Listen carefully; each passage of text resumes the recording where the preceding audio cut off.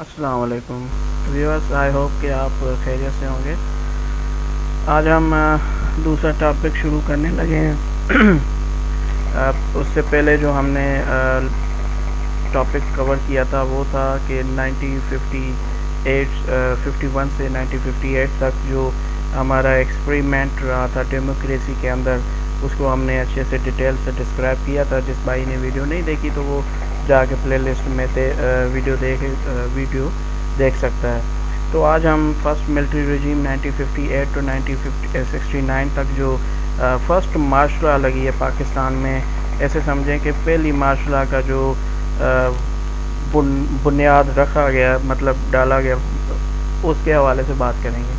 اس میں دیکھیں گے کہ جو ہمارے first martial law administrative Ayub Khan, Muhammad Ayub Khan, general جو آرمی کے چیف آف آرمی اسٹاف تھے، انہوں نے لگائی تھی، اور اس کے اندر مرزا نے لگوائی تھی۔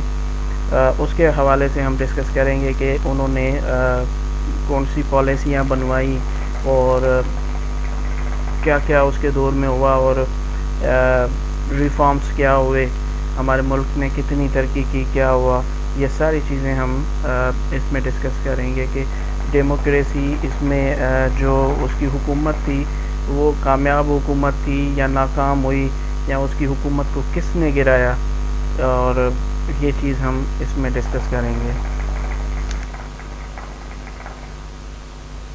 تو ہم بنا ٹائم ویسٹ کیے ہوئے ہم ٹاپک کی طرف جاتے ہیں۔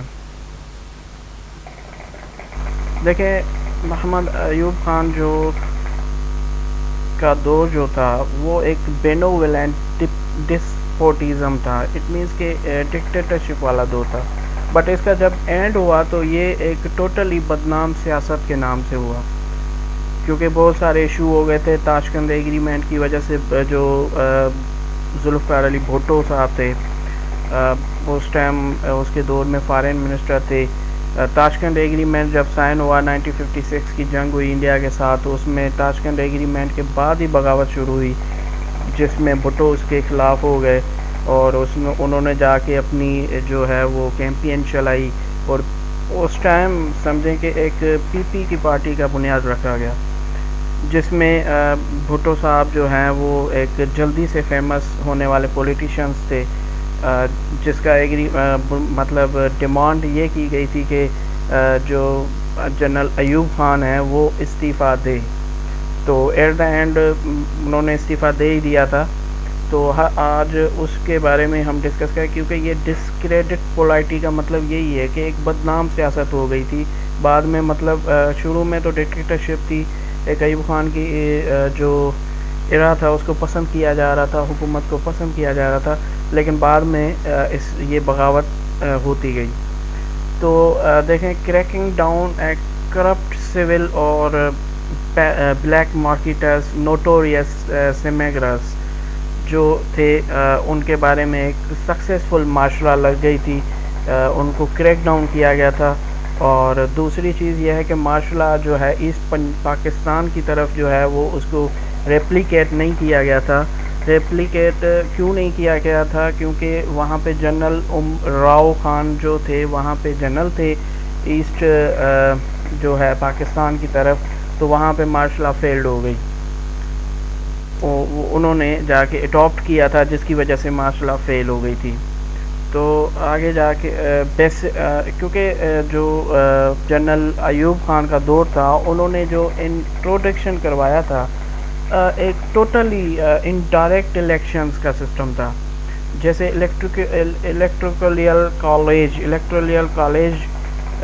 جیسے امریکہ میں جو ہے وہ الیکشنز ہوتے تھے ایک کالج کے اندر، وہاں پہ ووٹنگ ہوتی تھی اور ان کو سلیکٹ کیا جاتا تھا، وہ والا سارا سسٹم ایوب خان یہاں پہ لے کے آئے تھے۔ ایک جو 8 سال 1947 سے 1958 تک جو ڈیموکریسی چل رہی تھی، اس کے ٹوٹلی اپوزٹ ایک سسٹم لایا گیا۔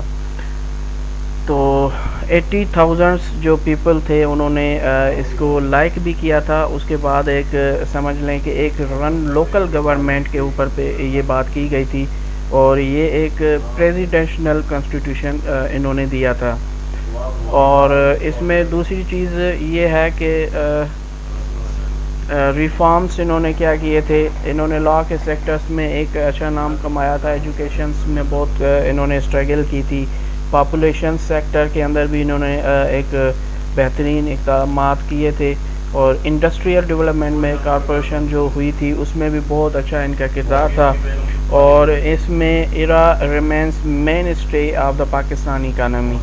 اگر میں انڈسٹریل کے حوالے سے بات کروں تو جو ابھی بھی پاکستان کی اکانومی اس سے بنیادی طور پہ جو ہم اکانومی کا گروتھ ہو رہی ہے انڈسٹری کے تھرو، تو یہ سمجھ لیں اگر میں کہوں ایوب خان کے دور میں اس کا بنیاد رکھا گیا تو یہ بات غلط نہیں ہوگی.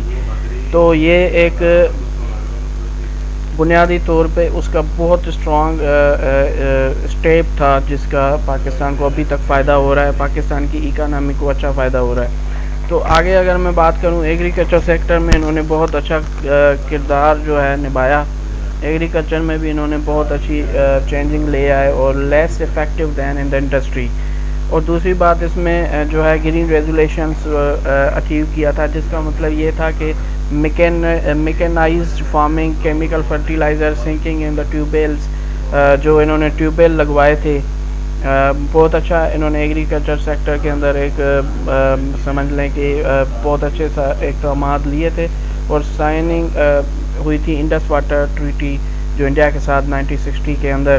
اس میں ایک کنسٹرکشن ہوئی تھی وارسک اینڈ منگلا ڈیم کی، increase the extend of aggregation, کیونکہ ایریگیشن کے پرپز کو ایکسٹینڈ کرنے کے لیے یہ اقدامات لیے گئے تھے. کیونکہ ڈیم کا بنیادی مقصد یہی ہے کہ پانی کو اسٹور کرنا، بجائے کہ یہ نہیں ہے کہ پانی سے ضائع ہوگا. جو مسکنسیپشن پائی جاتی ہے، یہ مسکنسیپشن بھی دور کرنے کی یہاں پہ ضرورت ہے. اور اس کے بعد دوسری چیز اس میں اگر دیکھی جائے تو لینڈ لارڈ کو زیادہ فائدہ ہو رہا تھا اس کی حکومت میں، اور جو ٹریکل ڈاؤن تھا پیزنٹ یعنی فارمر کو اتنا فائدہ نہیں ہو رہا تھا. تو یہ چیز تھی. اور اس کے بعد ہم دوسری جو ہے یہاں تک ہم اپنے لیکچر کو وائنڈ اپ کرتے ہیں اور ملتے ہیں آپ کے ساتھ نیکسٹ اگلی ویڈیو میں. تب تک رکھیے اپنا خیال اور اللہ حافظ.